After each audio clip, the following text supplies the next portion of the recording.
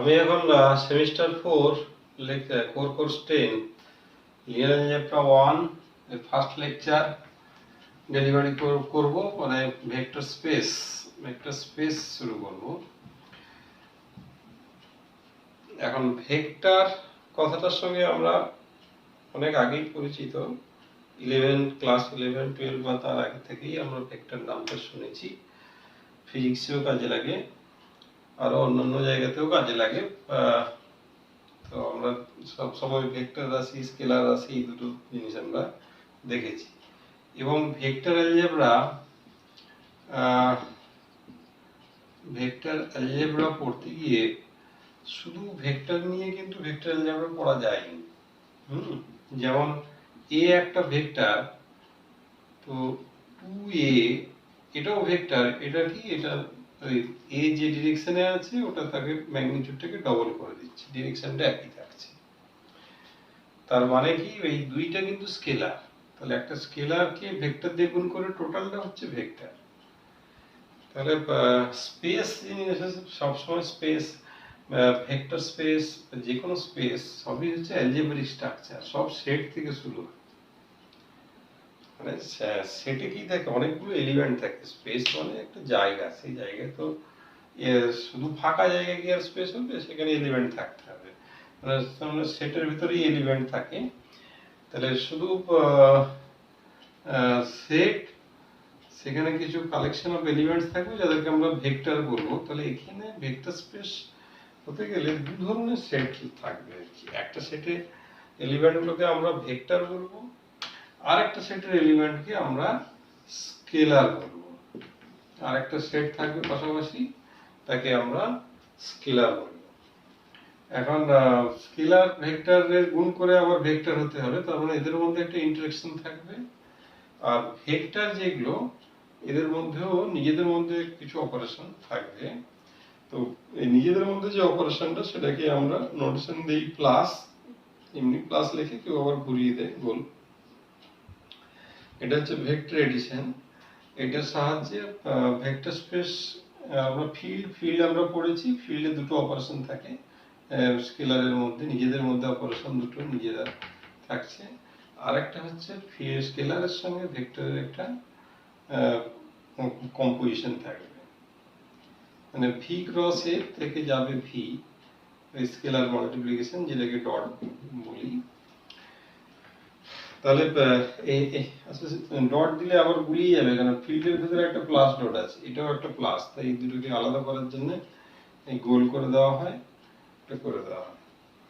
Vector space হতে গেলে কিছু ওই রিং ফিল্ডে যেমন কিছু স্ট্রাকচারাল ডেফিনেশন ছিল, এটাও তাই আছে। এটার সাপেক্ষে যেমন এটাকে অ্যাবেলিয়ান গ্রুপ হতে হয়, কমিউটেটিভ গ্রুপ হতে হয়, ভি প্লাস ভেক্টর যেটা। আর এদের এইবারে হচ্ছে এই দুটো ইন্টারঅ্যাকশন মিলিয়ে যে অপারেশন, তার সঙ্গে এবারে বাকি যে পসিবিলিটিস গুলো আছে সেগুলো আমাদের হয়। যেমন দুটো ভেক্টর হবে সি ডট আলফা, এটা গোটাটা ভেক্টর হয়ে গেল। তার মানে এটা প্লাস সি ডট বিটা। এই এরকম আরো কিছু রয়েছে, দিলে ওই পুরো জিনিসটাকে বলে ভেক্টর স্পেস। আমি অ্যাক্সিওমগুলো বই থেকে দেখে নিতে বলবো, আমি এর সংজ্ঞা ডিটেলসে যাচ্ছি না। সংজ্ঞা তোমরা বই থেকে দেখে নিয়ে সংজ্ঞা। আমি বেসিক্যালি যাব এক্সাম্পল, কি ভেক্টর স্পেস এর উদাহরণ,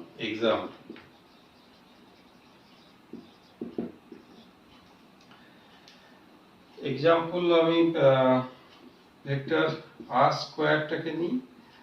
আর স্কোয়ার আমরা কি জানি না, আর স্কোয়ার হচ্ছে আর ক্রস আর কার্টেসিয়ান প্রোডাক্ট। মানে প্রত্যেকটা এলিমেন্ট হচ্ছে, দুটোই হচ্ছে রিয়েল নাম্বারের কালেকশন, হচ্ছে রিয়েল নাম্বারের কালেকশন। যেমন 1 1 1 2, এটা আমাদের কোঅর্ডিনেট প্লেনও আমরা বলতে পারি। যেমন 0 0 1 1, এই 1 2, অবভিয়াসলি এটা একটা ইনফাইনাইট সেট। যেমন রিয়েল নাম্বারে কোনো গ্যাপ থাকে না, এটা পুরোটা প্লেন, কোনো গ্যাপ নেই, কত অসংখ্য পয়েন্ট আছে তাদের কালেকশন। এটা তো শুধু সেটটা নেওয়া হলো, তাহলে ভেক্টর স্পেস হতে গেলে অপারেশন ডিফাইন করতে হবে। অপারেশনের এখানে যদি আমি দুটো, এটা একটা ভেক্টর, এটা আর একটা ভেক্টর যদি বলি, দিয়ে কম্পোনেন্ট ওয়াইজ অ্যাডিশন, ফার্স্ট কম্পোনেন্টের সঙ্গে ফার্স্ট কম্পোনেন্ট, সেকেন্ড কম্পোনেন্টের সঙ্গে সেকেন্ড কম্পোনেন্ট, এটাকে ভেক্টর এডিশন ডিফাইন করলাম। আমি গোল দিতেও পারি, যদি বুঝতে না অসুবিধা হয় এমনি প্লাসই ইউজ করা হয়। আর আরেকটা অপারেশন লাগে, ফিল্ড লাগে। ফিল্ডটা হচ্ছে রিয়েল নাম্বারের সেটটাই নিয়ে নিই, আমরা জানি রিয়েল নাম্বার প্লাস ডট এটা ফিল্ড হয়, এই ফিল্ডটা নিয়ে নিলাম। নিলে এটাও স্কেলার মাল্টিপ্লিকেশন, সি হচ্ছে রিয়েল নাম্বার আর এই x1 x2 সিটা দুটো কম্পোনেন্ট যদি গুণ করে দিই, দিয়ে ওই যে স্ট্রাকচারে যতগুলো ছিল পরপর সেই সবগুলি স্যাটিসফাই করে যাবে। এগুলো খুব ইজিলি প্রমাণ করা যায়, তো এটা অত ডিফিকাল্টিস নেই। এখন এগুলো হলে ভেক্টর স্পেস হবে। এখন যদি আমি এটাকে এইভাবে না করে আমি যদি ডেফিনেশনটাকে একটু চেঞ্জ করি, আমি এই ডেফিনেশন দিলাম,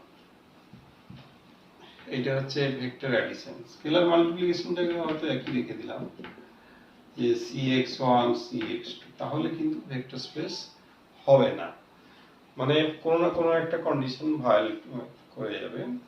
এগুলো একটু চেক করে নিতে হবে। তো এইটা কিন্তু বাইনারি কম্পোজিশন, কিন্তু এটার সাপেক্ষে ভেক্টর স্পেস হবে না। এইবার আমি পরপর উদাহরণগুলো দিতে থাকি। এই উদাহরণ থেকে একটা জিনিস পরিষ্কার হয়ে গেল, যেমন আর স্কোয়ার সেরকম আর কিউব। আর স্কোয়ারের দুটো কম্পোনেন্ট আছে, আর কিউবতে তিনটে কম্পোনেন্ট থাকবে, ওই কম্পোনেন্ট ওয়াইজ অ্যাডিশন। স্কেলার মাল্টিপ্লিকেশনটাও ওই প্রত্যেকটা কম্পোনেন্টে মাল্টিপল হবে স্কেলার, দিলে তাদের সাপেক্ষে এটাও ভেক্টর স্পেস ফর্ম করবে। In general R to the power n এটাও ভেক্টর স্পেস ফর্ম করবে।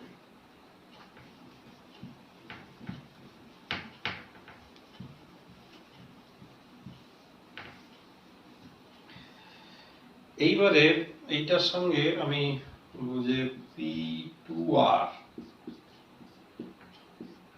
আচ্ছা P1R করি, এইটাকে বলা হচ্ছে set of all polynomials.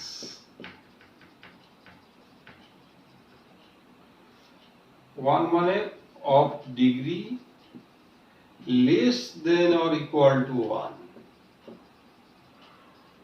or equal to 1, all real polynomials, এটা আর মানে রিয়েল পলিনোমিয়ালস।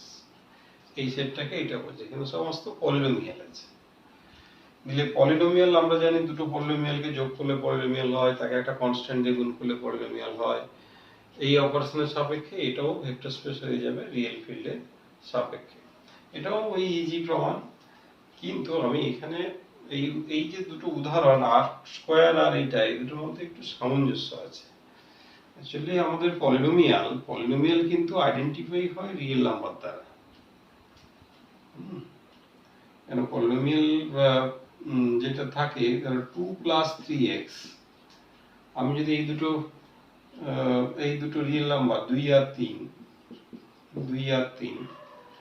তাহলে এটা কোথায় আছে? এটা আছে আর স্কোয়ার। কারণ আমি এখানকার একটা এলিমেন্ট নেওয়ার সঙ্গে সঙ্গেই এদের যে কোএফিসিয়েন্ট গুলো, সেগুলোকে যদি অর্ডার পেয়ার করি, সেটা কোথায় চলে যাবে? আর স্কোয়ারে চলে যাবে। একটু যদি ভালোভাবে ভাবা যায়, দেখা যাবে এই দুটো নতুন কিছু নয়, একই জিনিসকে অন্যরকম ভাবে লেখা হচ্ছে। কারণ কি, আমি যদি দুটো পলিনোমিয়াল যোগ করি, সাপোজ -1 + 4x, তাহলে আমাকেও সেই কম্পোনেন্ট ওয়াইজই যোগ করতে হয়। 2 এটা হচ্ছে 1 আর এটা হয়ে যাবে 7x। আর আর স্কোয়ারে এর ইকুইভ্যালেন্টটা কি লিখি? 2 3 প্লাস মাইনাস 1,4 যোগ যদি করে দিই 1 আর 7, তাহলে কি এটা কি নতুন কিছু করা হলো? ওই জিনিসটাই একই রকম ভাবে আমি যদি একটা পলিনোমিয়ালকে এটাকে সাপোজ 5 দিয়ে গুণ করবো, কি করা হয়? 10 + 15x। এটাকেও যদি 5 দিয়ে গুণ করি, কি রকম গুণ হয়? এটাও সেই একই 10, 15। তাহলে তার মানে এই যে আর স্কোয়ার আর পলিনোমিয়াল এই দুটো কিন্তু মানে প্রেজেন্টেশন আলাদা, কিন্তু equivalence vectors, equivalent vector space এরকম আমরা বলতে পারি।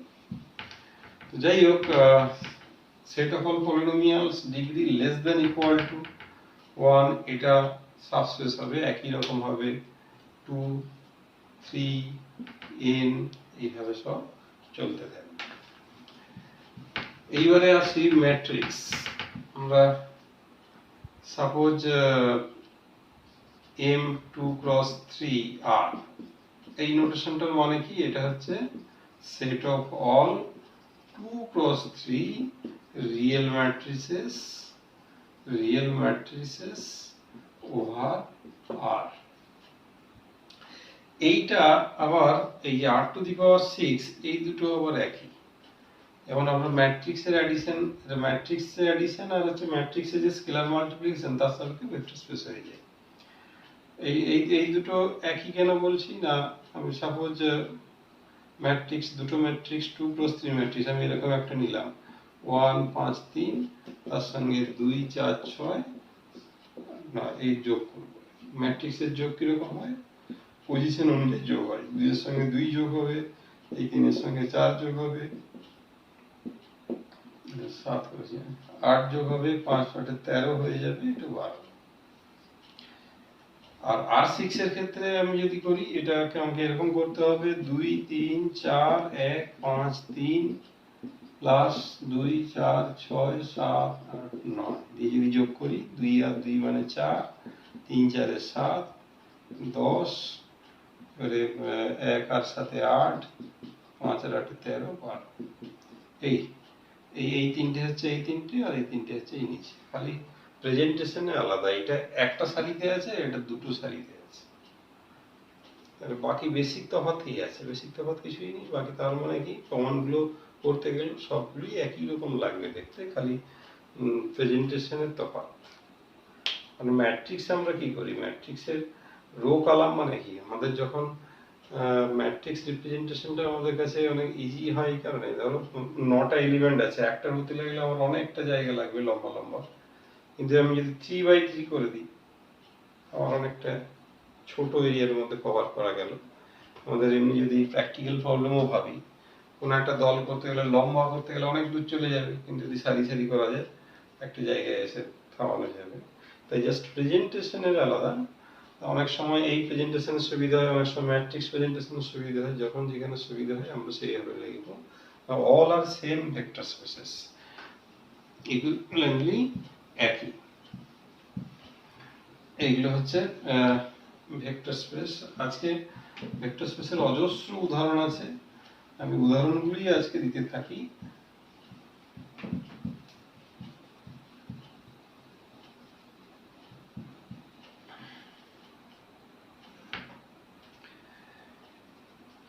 এইবারে আসি, সাপোজ এফ একটা field, F be a field,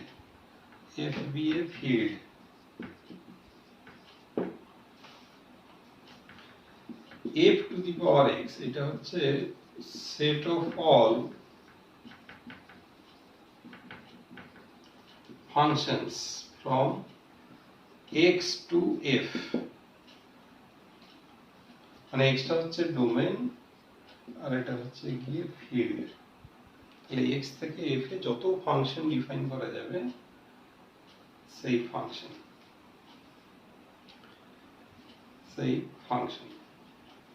দিলে আমার এই ফাংশন f একটা f g যদি দুটো এলিমেন্ট এখানে থাকে, তাহলে f প্লাস gx, আমাকে ভেক্টর স্পেস হতে গেলে কি হতে হবে, আমাদের এগুলো দিতে হবে। এর হচ্ছে এই অপারেশন, অনেক ওই একই প্রকার কম্পোনেন্ট ওয়াইজই ভাবা যায়। একটা ফিল্ডে তো আমাদের অপারেশন আছে যোগ, কারণ x এখানে থাকলে fx আর gx টা এখানে আছে, তার এটা ফিল্ড স্ট্রাকচার নেওয়া আছে, তার মানে আমি যোগ করতে পারবো আর কি। একই রকম ভাবে যে একটা রিয়েল নাম্বার স্কেলার c টা f এ আছে, তাহলে cfx সমান হচ্ছে সি ইন্টু এফএক্স। এফএক্স তো এখানে, সিও এখানে, তো এই অপারেশন করা যাবে। তো এই কম্পোজিশনের সাপেক্ষে এটাও ভেক্টর স্পেস পড়ে যাবে। আর ভেক্টর স্পেসের যেটা ভেক্টর অ্যাডিশন তার সাপেক্ষে যেটা আইডেন্টিটি তাকে বলা হয় নাল ভেক্টর। তো এই স্পেসটাতে নাল ভেক্টরটা কি? নাল ভেক্টরটা হচ্ছে যারা প্রত্যেকের ফিল্ডে জিরো থাকে, যে সমস্ত এক্স জিরোতে ম্যাপ করবে, যেটা নাল ম্যাপিং, যেটা থিটা এক্স সমান যদি জিরো বলে দিই for all x belongs to F, এইটা হচ্ছে ভেক্টরের যে অ্যাডিটিভ আইডেন্টিটি রোল প্লে করবে, মানে থিটাটা হচ্ছে এখানে নাল ভেক্টর হবে। এইটা ভেক্টর স্পেস ফর্ম করবে। এইটা খুব একটু সুন্দর একটা স্পেস। এখান থেকে আস্তে আস্তে অনেক কিছুই করা যাবে। মানে আমি যদি এক্সটাকে আমি যদি দুটো এলিমেন্ট নিয়ে নিলাম, আর ফিল্ড আমি যদি রিয়েল নাম্বার নিয়ে নিই, তাহলে একটা সুন্দর জিনিস আসছে। আমি সেটা একটু বুঝিয়ে দিচ্ছি। এক্স এ এখানে আছে দুটো, আর এখানে আছে রিয়েল নাম্বার।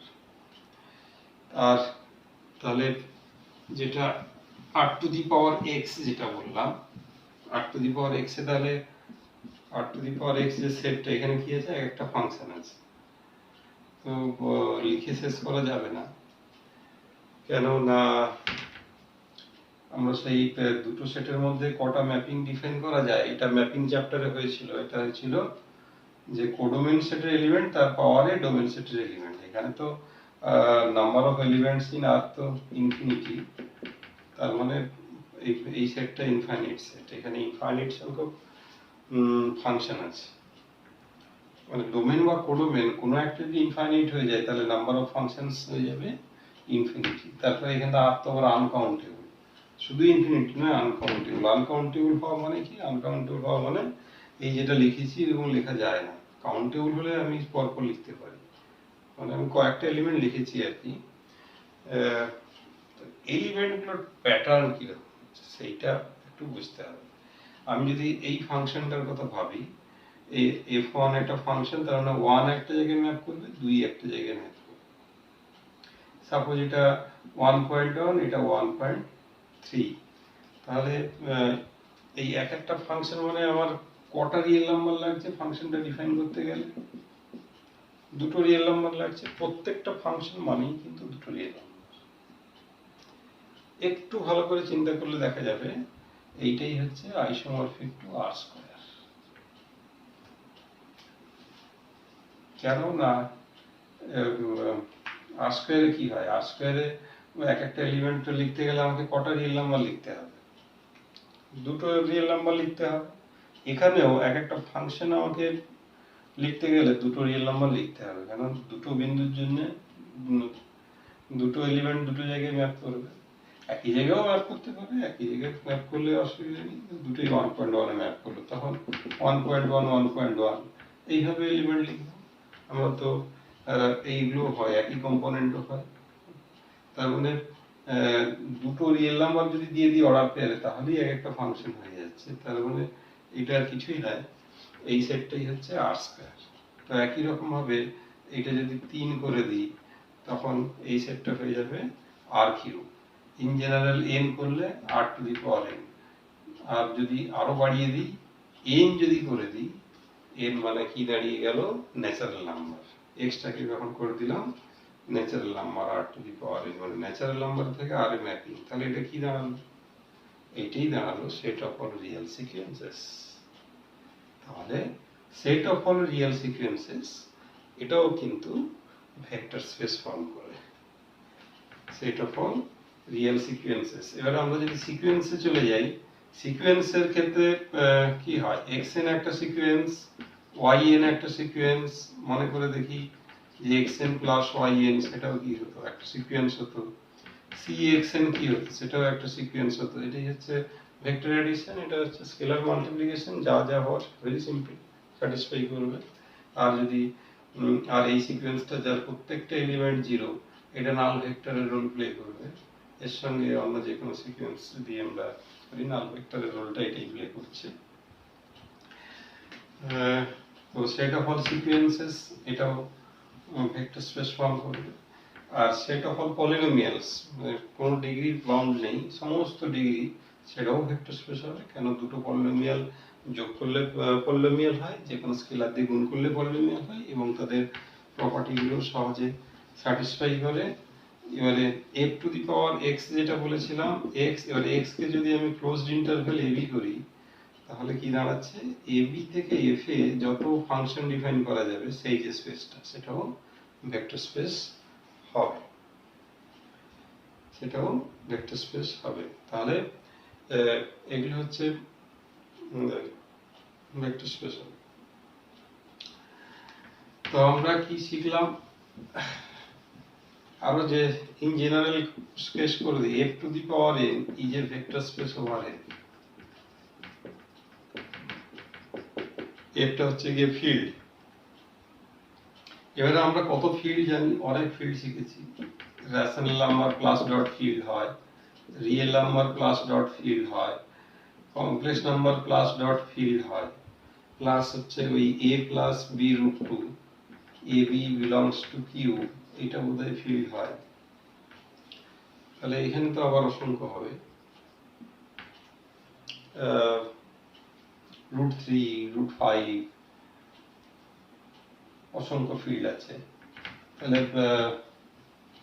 তাহলে এক একটা ফিল্ড পেলেই আমরা কত ভেক্টর স্পেস পেয়ে যাব। তাহলে এটা vector space for all n greater equals to 1। তাহলে এখান থেকে কি ধারণা করা যাবে, আমি যদি n সমান 1 বসিয়ে দিই, তাহলে কি লিখবো, f is a vector space over f। তার মানে কি, every field is a vector space over f। তাহলে সেই ক্ষেত্রে কি দাঁড়াচ্ছে, f is a vector space over f যদি লিখি, মানে ভেক্টর সেটটাও f, স্কেলার সেটটাও f, মানে ভেক্টর সেটটাও f, স্কেলার সেটটাও f। এবং স্কেলার ভেক্টরের কোনো ডিস্টিংগুইশ করা যাচ্ছে না। মানে বেসিক্যালি আমরা যে ভেক্টর পড়তাম, খেয়াল করে দেখবে যে যে কম্পোনেন্ট ওয়াইজ যদি ভাঙতাম, ai plus bj plus ck, এগুলো 3 dimensional vector. ai plus bj করলে 2 ডাইমেনশনাল ভেক্টর, মানে f স্কয়ার এর। আর যদি শুধু ai করতাম, সেটা 1 ডাইমেনশনাল ভেক্টর, তখনই স্কেলার ভেক্টর একই হবে। মানে ডাইমেনশনটা ফিক্সড করে দিলে তখন স্কেলার আর ভেক্টরের মধ্যে কোনো তফাৎ থাকবে না। ভেক্টর স্পেস হচ্ছে মেনি মোর, অসংখ্য এক্সাম্পল আছে, যেমন set of all solution of differential equations, তারাও ভেক্টর স্পেস ফর্ম করে। আমি আজকে এই উদাহরণগুলো পর্যন্ত বলবো। এর পরের দিন সাবস্পেস এগুলো ইম্পর্টেন্ট। সাবস্পেস মানে নাম শুনেই বোঝা যাচ্ছে, ভি একটা vector space over a field এ যদি সাবসেট এস হচ্ছে সাবসেট অফ ভি, এস যদি ইটসেলফ ওভার ভেক্টর স্পেস হয়ে যায়, ওই একই কম্পোজিশন যেটা ভি তে ছিল, এফ এ ছিল, তাহলে তার সাপেক্ষে এটাকে আমরা বলবো সাবস্পেস। তো যেটা ভেক্টর স্পেসের মূল রোল প্লে করে নাল ভেক্টর। প্রত্যেকটা সাবস্পেসে আগেই লক্ষ্য করতে হবে নাল ভেক্টর আছে কিনা, তারপরে যা যা লক্ষ্য করার আমরা করব। তো আজকের এই ফার্স্ট লেকচারে আমি উদাহরণগুলো দিলাম। উদাহরণগুলো হলো, এরপরে সাবস্পেস থেকে আসবো। সাবস্পেসের বিভিন্ন ছবি হয়। আমরা ভেক্টর স্পেস হচ্ছে অঙ্কের মূল জায়গা, কেন আমরা অ্যানালিসিসও করি ভেক্টর স্পেসের উপরে, সবকিছুই ভেক্টর স্পেসের উপরে হয়, জিওমেট্রিও ভেক্টর স্পেসের উপরে করি। সেই ফিলিংস গুলো আসতে হবে, মানে ভেক্টর স্পেসের প্রত্যেকটা জায়গার সঙ্গে ছবির একটা মিল আছে, সেইটাকে কানেকশনে নিয়ে আসতে হবে। তো ভেক্টর স্পেস লিনিয়ার অ্যালজেব্রা, তোমরা ওই তিনটে অথারের যে বইটা আছে, ওই ফ্রেডবার্গের লিনিয়ার অ্যালজেব্রার বই আছে, ফ্রেডবার্গ আর রাও অ্যান্ড ভীমা শঙ্করম, এই দুটো বইয়ের কম্বিনেশন করলে খুব ভালো হয়। এই দুটো বইতে ভেক্টর স্পেসটা খুব ভালো আছে। বাকি হপম্যান কুঞ্জের বইটা আছে, কিন্তু এখন এই বইগুলো করা ভালো। তো আমি এই বইগুলোর এক্সারসাইজ দেখতে বলবো। ফ্রেডবার্গের সঙ্গে আরো দুটো অথার আছে, নামটা ভুলে যাচ্ছি। তো এই দুটো বই লিনিয়ার অ্যালজেব্রার বই, এই মুহূর্তে এই দুটো বইয়ের এক্সারসাইজ করা ভালো। আর এস কুমারসেনের বই জিওমেট্রিক্যাল অ্যাপ্রোচ, তাদের ছবিগুলোর ধারণা কিছুটা আছে। তাছাড়া এই বইগুলোর এক্সারসাইজ করলে ভেক্টর স্পেসের উপরে ভালো নলেজ হবে। এটাকে খুব ভালো করে শিখতে বলবো, এই কারণে এটা প্রচুর পরীক্ষায় কাজে লাগে। এটার মধ্যে ফিলিংসটা নিয়ে আসতে হবে। শুধু ক্যালকুলেশন করলে কিন্তু ভেক্টর স্পেস সম্বন্ধে আইডিয়া হয় না। শুধু এরকম এরকম হলে সাবস্পেস, এটা ঠিক পড়ার মধ্যে পড়ে না। ছবি দেখেই আইডিয়া করে ফেলতে পারবো, অঙ্ক দেখেই ধারণা চলে আসবে, এর মধ্যে আসবে। তাই সেকেন্ড লেকচারটা থেকেই খুব গুরুত্বপূর্ণ। এই উদাহরণগুলো যা বললাম সেগুলো মনে রাখতে হবে। আজকে এই পর্যন্তই।